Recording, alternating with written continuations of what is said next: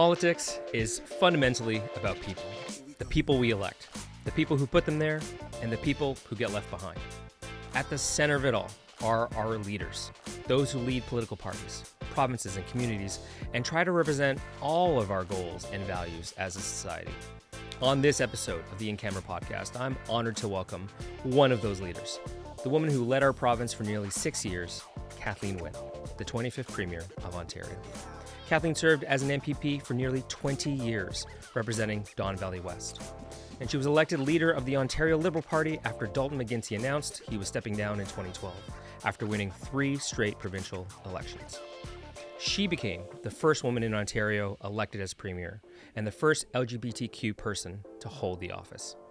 After a few public scandals during the McGuinty years around gas plants, e-health, suspending bargaining with unions, and deleting emails, there was little hope of a revival for the party until Kathleen took the reins, leading the Liberals to a 4th consecutive mandate and a return to majority government. As Premier, she introduced free prescription drugs for children, increased the minimum wage, introduced free post-secondary tuition for low-income families, brought in cap-and-trade pollution pricing, and privatized Hydro One. Seeking another mandate in 2018, she suffered an historic loss for her governing party, losing party status, getting reduced to just 7 seats, while still winning her own seat by 181 votes. Now, beyond her days in elected office, Kathleen Wynne is still dedicated to education, currently serving as a professor at the University of Toronto. In our discussion, we dive into her experiences in leadership, her advocacy for social justice, her vision for the future of cities, the province, and Canada, while also learning about her move closer to her grandkids. And now, our conversation with Kathleen Wynne. Welcome so much, Kathleen. Thank you for coming. Thank you, Alvin. Thanks for having me. And I guess in full disclosure, I should say that I was a political staffer in your and in McGuinty's governments, volunteered on your leadership campaign. I still remember some pieces of that dance that you did on stage. Yeah. And also ran as a candidate with you in 2018 and for the leadership in 2020 to replace you. So suffice it to say, I've been a proud member of the Liberal team and the amazing accomplishments that we had over the years. And we were lucky to have you. And Mississauga is lucky to have you. Thank you. But we're kind of in a really interesting moment in politics right now. So before we kind of get into some of the other discussion topics, I kind of wanted to get your feeling on how you feel the state of affairs are right now with the president, with the federal government, the polarization that we have right now. What are kind of your thoughts on that? Well, we're in turmoil, Alvin. I mean, there's no doubt about that.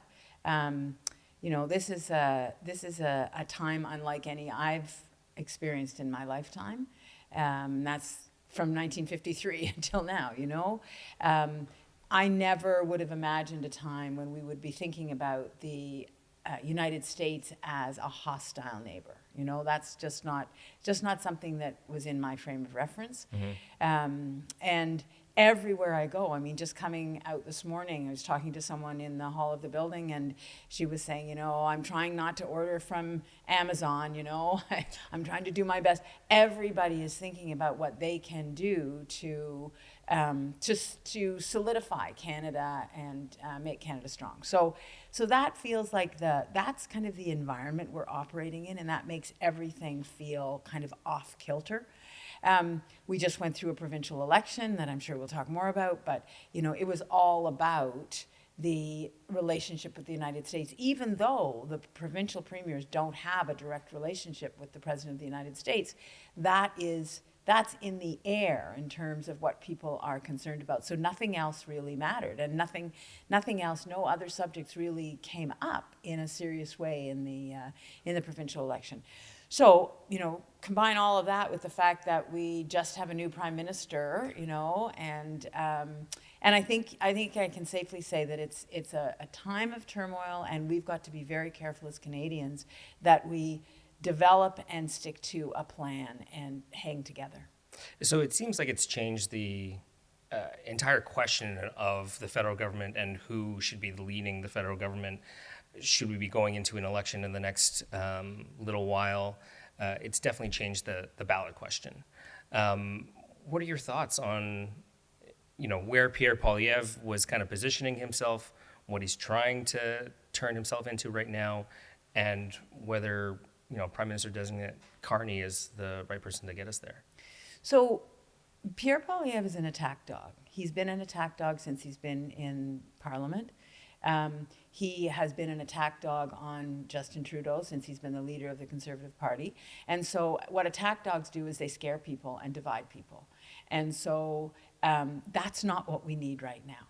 And I think people see that. I think, yes, people were fed up. They didn't want to follow Justin Trudeau. They didn't want Justin Trudeau to be in that leadership role. But the minute that Justin Trudeau left, things started to shift. Mm-hmm. And so I think what people see in Mark Carney is a serious person who understands the economic issues that we're confronting right now, who has dealt with crises in Canada and in Great Britain, and they do not see that in Pierre Poilievre. So I think that's what has created the shift. People are very anxious. They're anxious about their own jobs. They're anxious about their kids' and grandkids' jobs, and therefore they're anxious about the future. And they want somebody who is going to be able to design a path forward and then follow that path, not engage in political rhetoric and gotcha politics, which is what Pierre Poilievre is best at. Yeah, and it seems like, Mark Carney's going to present something, or is trying to present something that is much more serious, the grown-up in the room, and even with all the hatred around the former Prime Minister or Prime Minister Trudeau, it seems like they were just parking their votes with Pierre as kind of I guess just in opposition like to a protest, to the Prime, like yeah, a protest vote to the Prime Minister. against the government, against Trudeau, and that's why I say it happened so quickly that the numbers started to shift. Once it looked like Mark Carney was going to be the front runner and was going to be able to be the leader, people started to see that as a very viable option. Mark Carney he's not a flamboyant human.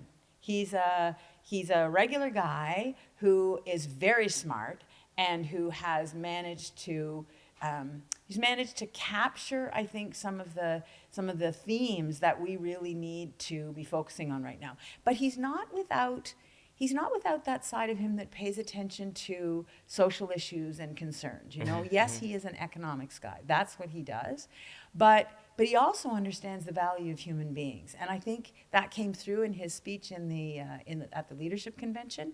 And I think we're going to see it now as we get to know him better. So it's certainly they're presenting this sort of rising to the occasion. This is the moment for all of us to come together. They're talking about a wartime cabinet and sort of taking that approach. We've seen some of that here provincially in Ontario. The Premier calling for an election, saying he needed a mandate, which you could argue he didn't, with a year and a half and constitutionally 2.5 years left to sort of do the job. But we're past that now, and it seems to be a gamble that paid off. I think a lot of the speculation was that they were looking for an excuse to call an election given the state of where everybody else was. But what are some of your thoughts on that provincial Well, call? I don't actually think that's just speculation. I think that's the reality. We had been talking in the province for a year or more about the possibility of an early election. So I think one of the brilliant moves that this provincial government and its team, or the Conservatives in Ontario, one of the things they did that was very smart was that they socialized the idea of an early election a long time before the election was actually called. Right. So when the media were talking about a snap election, it didn't feel like a snap election because we'd been thinking about it. And so when those leaks started to happen, and obviously the campaign team was thinking about an early election, it wasn't about Trump. It was about avoiding running if Pierre Poilievre was going to be the Prime Minister, because it was going to be easy for Liberals and NDPers to go to the door and say, do you really want Doug Ford provincially and Pierre Poilievre federally? So Ford was trying to avoid that. I think he was also trying to avoid the report from the RCMP on the Greenbelt, you know? I mean, there are lots of questions that are outstanding about that. So that was the genesis of the thought about an early election.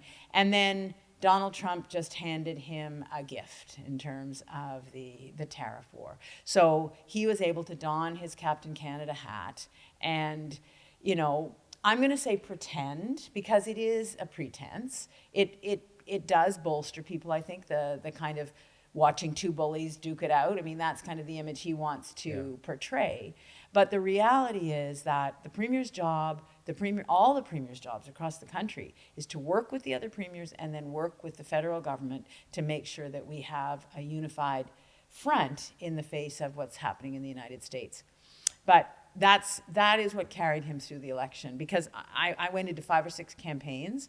I was knocking on doors, and it was that issue that made people go to Ford. It was nothing about the way he handled education or healthcare or any of the other issues, because he hasn't been great. The record of this government is not great. But on the Trump issue, people thought, well, he's a bully, Trump's a bully, maybe that'll work. Well, yeah, and I guess it did. It did. Yeah. I don't think he got the stronger mandate he was looking for. But at the end of the day, he's got a majority government for the next 4 years. And he can kind of do what he wants with it. So it was brilliant political strategy. Was it good for the province? Who knows? We'll see. But there are lots of questions about the way the province is being governed at this point. So what are some of your biggest concerns there? Because, I mean, you know better than anyone else how difficult it is to run the ship, right? And the province is a big place. They've done a lot of interesting things over the last 7 years since they took over. What are some of your biggest concerns about where things are right now? Well, it's interesting, Alvin, because I was still in the legislature when Doug Ford, in that first term, because I stayed in 2018 till 2022. And we watched the first year and a half of Doug Ford's government, and it was chaos. They were ripping up contracts for green energy, and they were, canceling Indigenous education programs. There was all sorts of stuff going on. When COVID hit, everything calmed down in a way. Even though the rest of the community was in turmoil, the government calmed down because Doug Ford had to focus on what was going on in people's health. So since that time, he has been able to react to situations in a way that has convinced people that there's a competency there. And so I think the biggest challenges we have in terms of the institutions in the province are in our education and our healthcare systems. So if you think about the pandemic, what went on in our education system was pretty chaotic and uneven, I think people were kept safe. I think the boards did the right things, and I think the public officers of health helped with that. But there were no teachers on the advisory council, for example, that was advising the government. And that made it very difficult for teachers to get across to the government what was actually happening on the front lines. If we think about the healthcare system, the travesties that went on in our long-term care system. Remember, part of what Doug Ford had done when he first came in was he canceled paid sick days that we had put in place, canceled some of the labor changes that we had made in terms of scheduling and so on for precarious workers. All of that made the situation worse in long-term care when the pandemic came along. I'm not saying long-term care was perfect when we were in government. It wasn't. It needed a lot of work, and we were on track to do some of that work. But the reality is that things really went south quickly during the pandemic. And my concern going forward is that that stuff hasn't been rectified. There hasn't been a very substantial investment in long-term care. We haven't seen the kinds of changes in the healthcare system as a result of the pandemic, as a result of the light having been shone on what was going on in the healthcare system. We haven't seen those things ameliorated. So I'm very worried about kind of the rational or the lack of a rational plan for dealing with challenges that teachers are facing. We can say that we've got mental health supports in the system, in the education system, for example, to deal with kids in a post-COVID world. But if there isn't enough regular staff in the classroom, if there isn't enough support for teachers, if they're not getting the professional development that they need, then we're in trouble in terms of the sustainability of the system. So I'm worried about kind of the mundane running of the systems that I think is not happening. It's all very well for Doug Ford to be traveling to Washington every other week. Yeah. That does not take care of the systems that need to be dealt with, the schools, the hospitals, the urgent care systems in our own province. Well, and all the polls always say people list healthcare and education as their top 2 priorities. And if you've mismanaged that over the last couple of terms. This distraction is the perfect thing that you would want to use as a way to get people support again. Well, and distraction's a great word because, what's going on in terms of environmental protection in our municipalities, and we may want to talk more about this because you're at the municipal level, but the undermining of conservation authorities, for example, the reality that the responsibility for protecting our water rests now more with an ideological government than it does with an organization that's on the ground in our municipalities. That's very, very worrisome. So sort of centralizing that power in ministers of the Crown, power that authority that should be at the local level.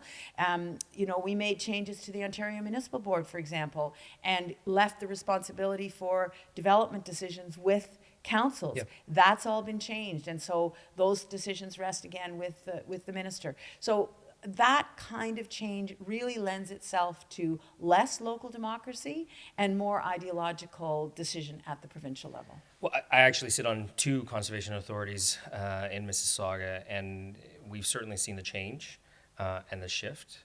I think municipally, there were certainly some things that made it more difficult for some municipalities to support housing. And I think on a provincial level, it was good to sort of tackle some of those pieces. But it does seem to be that municipalities are more at the whim of the government or the minister, and who has the best relationship with them versus, the science, the process, the clear decision-making for local authorities to really be involved. Why do you think that they decided to tackle that? I mean, is it just relationships with developers, or what's behind that?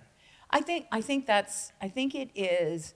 I'm not even going to say it's about any kind of nefarious agenda. That may be there, but I don't know that. What I do think it is very high-powered developers feeding ideas into the government that all are they're all in the realm of things don't move quickly enough. We don't want to be hampered by a city council that is going to drag its feet, and we want to be able to move and get housing built.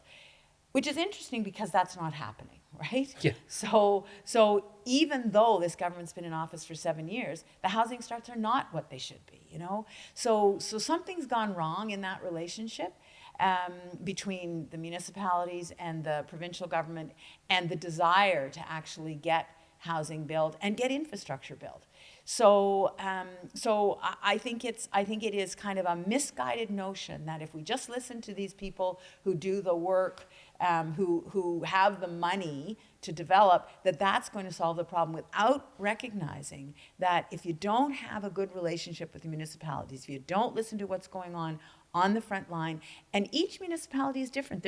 Those 444 municipalities are not all the same. And so there are different needs and different parameters in each of the municipalities. And I don't think this government is agile enough to actually pay attention to that. So as a municipal representative, we talk a lot about the relationship that cities have with the province, the tools that we have available to us, or what I would say is the lack of tools that most municipalities have. And when we're talking about bigger things, cities, I feel, we feel so pressured to deliver, a lot of the hard services. And whether it's social services that have been downloaded from the provincial government back in the Harris days, to housing, to transit, all of these takes billions of dollars, and we only have property taxes as kind of a tool. And it seems like a thing we like to complain about all the time is we don't have enough revenue tools. But it does feel like some of these things should be the responsibility of the province, right? We have a new hospital getting built, yet there's a local share that asks for $1.5 billion. Healthcare feels like one of those most obvious things that should just be taken care of by the province. And so it makes it easier for a provincial government to, make these announcements every once in a while here and there for an election that's coming up, and they announced a tunnel going through Brampton for the LRT that's being built in Mississauga. They made deals with the city of Ottawa, and so it seems like they're holding back these big infrastructure projects for political gain, as opposed to enabling us with the tools to do it ourselves or to plan it appropriately over time. Right. So that fractious relationship between the province and the municipalities, and I say fractious because it's constitutionally mandated, right? That municipalities are the creatures of the province. But for many years, there's been contention, there's been controversy about who should be doing what. When Dalton McGuinty was in office, and then continuing my time, we were working to upload a lot of the services that had been downloaded by the federal or by the Harris government onto municipalities. And we also, now this was specific to the City of Toronto, but we also moved to give that largest municipality more tools to be able to determine their own future. That was an ongoing conversation, Alvin, and I think it stopped in 2018, and it should be picked up again, because I don't think the balance is right. One of the things that I dealt with when I was Premier was a conversation from AMO, so the Association of Municipalities of Ontario, about a point of the HST, right? And so we've been talking about that for a long time. We would love that. So, my question was, so are you saying you want the equivalent of a point of the HST, or do you want the authority to be able to tax, Right.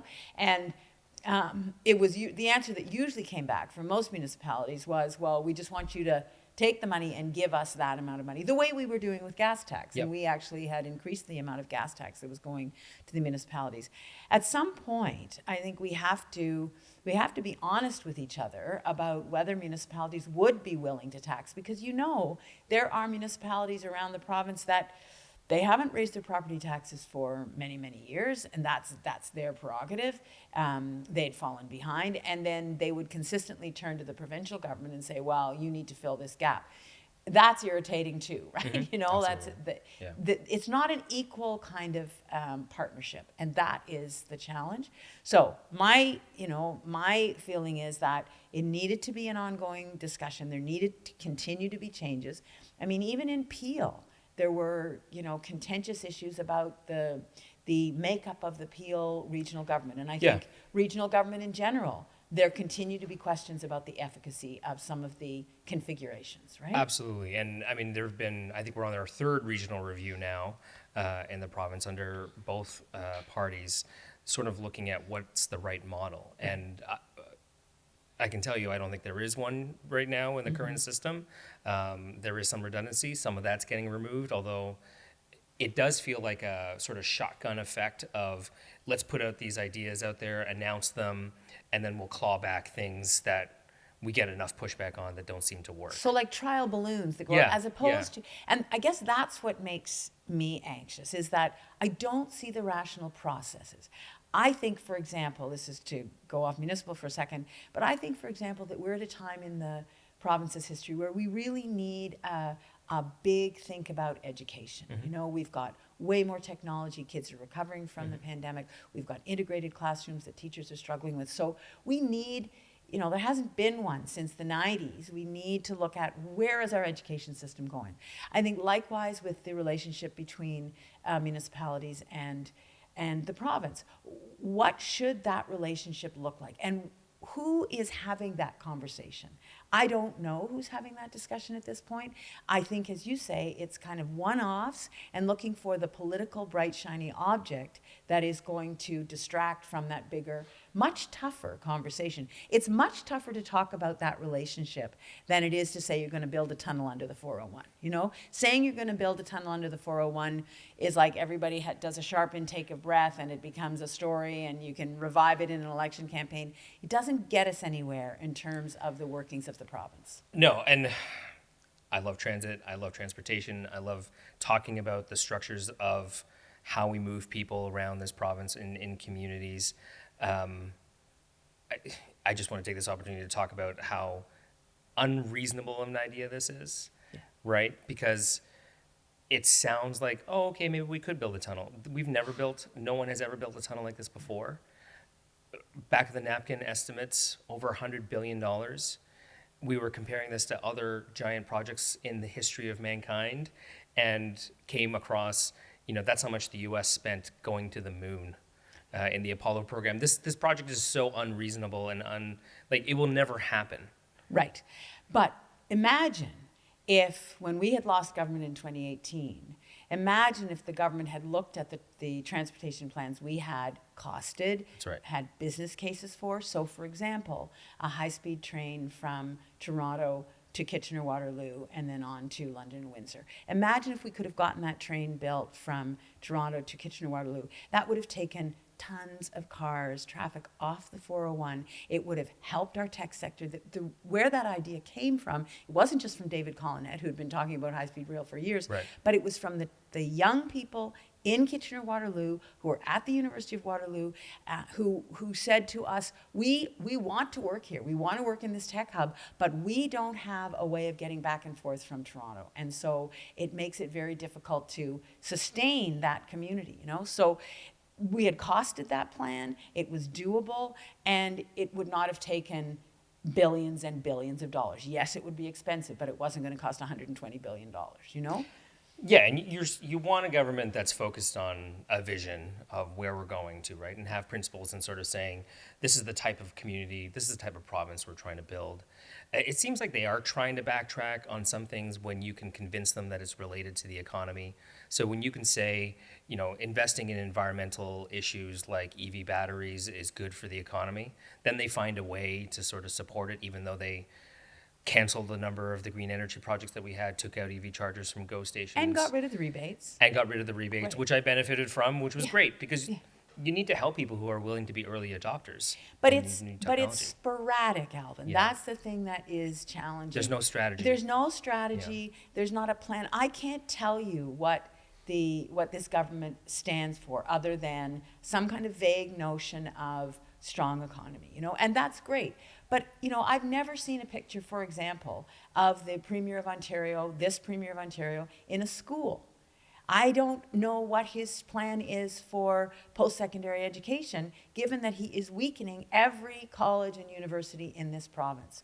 So that doesn't fit with me. That doesn't fit with the strategy of a strong economy, because our advantage in Ontario is our educated workforce. If we don't have a highly educated workforce, we really are losing a factor in our competitiveness. So that's what I mean. I don't see how the pieces fit together, and I think that is a real problem when you're running a province of 14 million people. I love when you talk about that, because outside of government, my career has always been in academics and in education, and hearing you say, our competitive advantage, it's 100% true.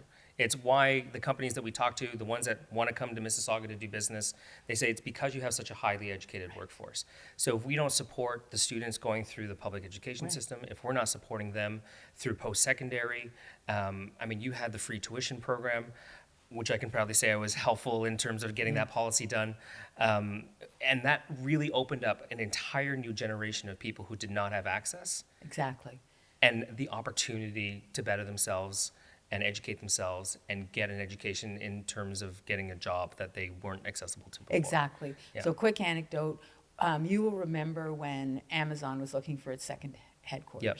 And, I was kind of ambivalent about Amazon. I would be way more ambivalent now.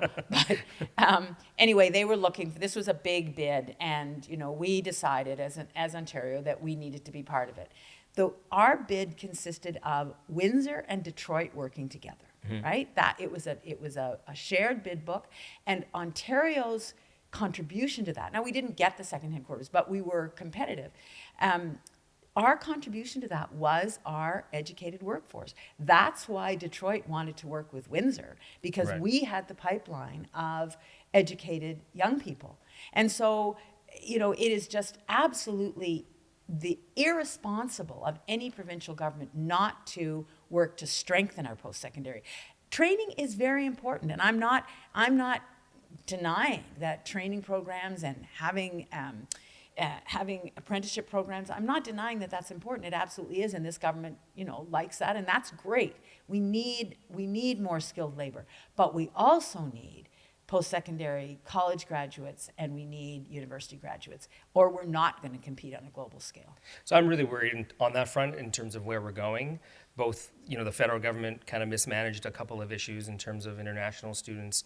The provinces, the Ontario province, obviously underfunded, which forced colleges and universities to over-leverage themselves on that front. We're seeing, 40% program cuts. So I think this is something that municipalities need to raise their voices on. I don't know what Emil's going to say about this, but they should be saying something, because municipal councillors deal with the realities of people either having jobs or not having jobs, feeling like they have a future or not. And if in a place like Mississauga, kids are seeing that the programs that they assumed they were going to be able to go to are canceled, that is going to create a lot of turmoil in families. And it's not going to lead to a stronger economy. It's going to lead to kids looking somewhere else for school. So speaking on the economy and the challenges that people are talking about right now, it seems like a moment where we can actually try to tackle the interprovincial trade barriers. Sort of your experience with talking to the other premiers, is it protectionism within their own communities or provinces? Is it like, why have we not gotten to this moment earlier?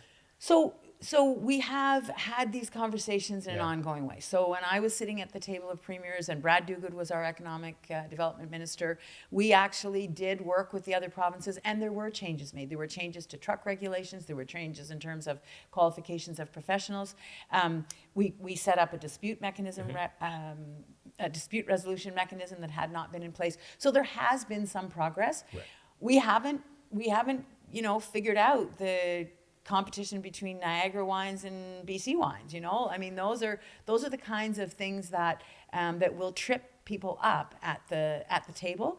They shouldn't, and I hope this time we actually are able to do away with them, because it is kind of ridiculous that we can't. Mark Carney's talking about one economy rather than 13 economies. I think that's really important, and maybe this is the moment when we're actually going to be able to get there. So where do you see Ontario's, what would be next? Where are the next big opportunities in Ontario when it comes to economic development? Well, I think that, again, I go back to if we get the education piece right, if we get the trade right. I think we have a wonderful opportunity in terms of our ability to innovate in this province. I think that kind of historic ability to have a highly educated workforce has meant that we do have people who are good thinkers and who develop technology. And look at water technology. In the wake of Walkerton, we developed some of the best and most efficient water technology to create clean water and sustain clean water in the world. So we know how to do that, Alvin, but that needs to be fostered. So I think the provincial government needs to be looking at where those opportunities are. Where are the hubs of innovation that are happening? Where can we, for example, in the auto sector, if we're going to maintain our auto sector, obviously the tariff discussion is the most important piece of that, but we have to continue to innovate. Before we lost government in 2018, we had just gotten 200 engineering jobs in Oshawa that were about developing batteries for electric vehicles. That kind of work will be done in Ontario if we put the conditions in place. So I think auto sector, yes, in terms of resource extraction, there are opportunities in the province, but those are dependent on relationships with First Nation, Métis, and Inuit people, and that's not something that gets talked about a lot by this current government. So we do have opportunities in the north, but they're not straightforward. They're not just going to happen because the premier at Queen's Park pulls a lever. It seems to be on the back burner in terms of their priorities.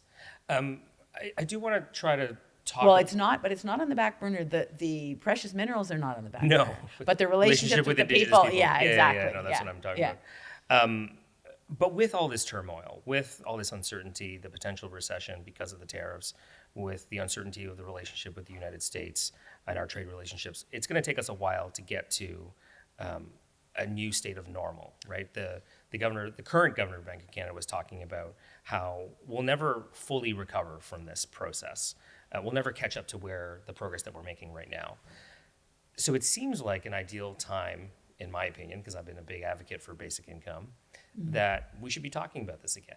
because what are the supports that we're going to have in place? We saw an example of this through COVID with a support fund.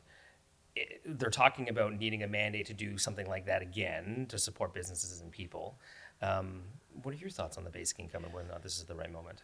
Well, one of the arguments that I made for the basic income pilot that we put in place before 2018 was that in the face of changing technologies and a changing global economy, we needed to make sure that people who were either left behind by that or displaced by that had a way to have a decent life. And so I think, the election of Trump and this whole tariff war has kind of accelerated that. But I completely agree with you that it has to be something that is part of the conversation, not just a reaction to a crisis, right? Because our healthcare system is not a reaction to a crisis. Right. The supports that we put in place for children in the Canada Child Benefit is not a reaction to a crisis, nor is the Gains program for seniors who are living in poverty a reaction to a crisis. And neither should supports for people from 18 to 65 be a reaction to a crisis. It should be part of the fabric of what we do as a society. We're going to make sure that everyone in our community has the opportunity to have food on their table and a roof over their heads. And right now, that's not the case with our Ontario Works program, for example. So I think that as we see more economic turmoil, it's going to become more important that we look at what are the supports that should be there, so that people can stay on those supports their entire lives. Yeah. And what we saw with the basic income pilot was that it actually helped people to get into the working economy. It helped people to, buy different clothes so they could apply for jobs or get their vehicle back on the road. Stability. So they could work. It was, predictability. Yeah. So I think it's a very, very important. It's one of the things that in the course that I teach here at U of T, we talk about with young people, and they kind of look, well, why wouldn't we do this? Why wouldn't we make sure that people are able to look after themselves? My argument has always been we spend more around it. We spend more supporting people through the healthcare system, through social services, than we would had we just done it directly. We spend more on people in emergency rooms. We spend more on people administering the inadequate social services that we have in place. Yeah. And that was Hugh Siegel's argument. And Hugh worked with us on the basic income pilot. He was a conservative.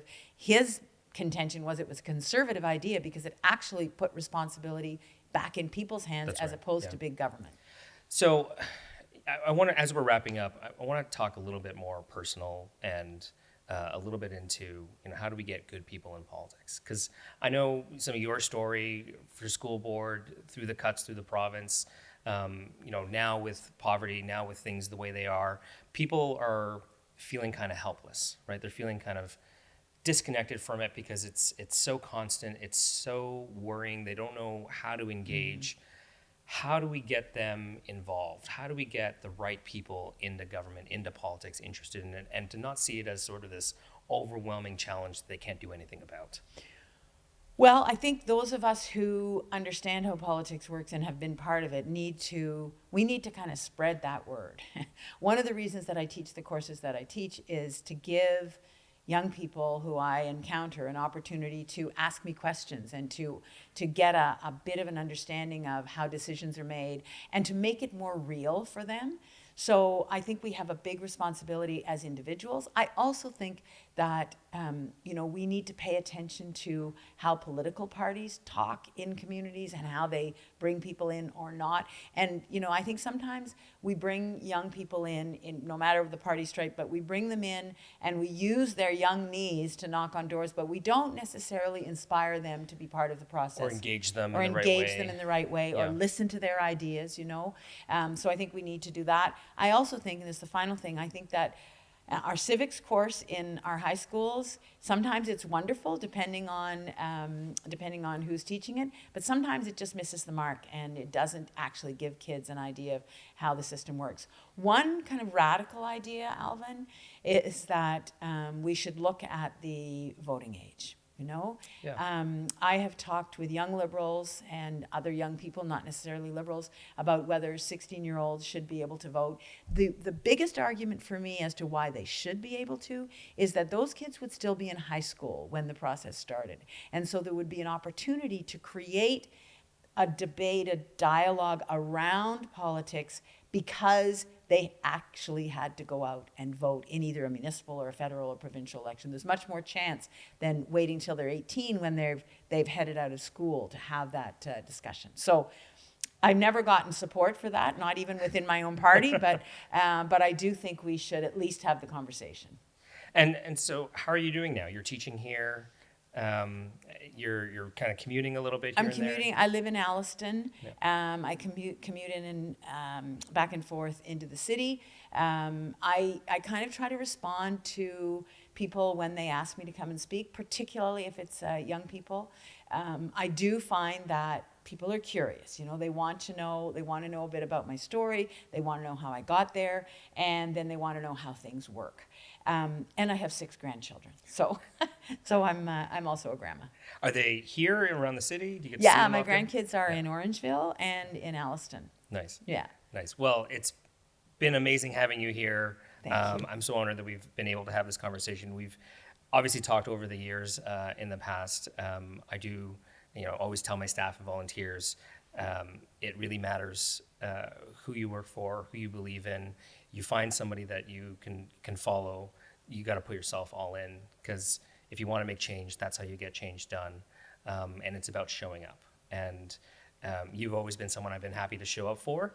And thank you for coming here and showing up today. And really, I hope this is an opportunity for people who are listening or watching to see that you're still engaged and that you're still accessible, and that you still have a huge passion for our communities in this province. I just really want to thank you. Absolutely. Well, thank you. And thank you for what you're doing. You've gone on to elected office, and it's not easy putting your name on a ballot. So thank you for doing that, and I wish you all the best. Thank you so much, Kathleen. Thanks. That's the end of this episode of the In Camera Podcast. I want to extend my thanks and gratitude to Kathleen Wynne for sharing her invaluable perspectives on leadership, policy, and the ever-changing political landscape. Her trailblazing journey as Ontario's first female premier and her ongoing commitment to education and public service are admirable. As always, if you have any questions or comments, please reach out. Email me at alvin.tedjo@mississauga.ca. Follow and subscribe wherever you find your podcasts. And as always, thank you for listening.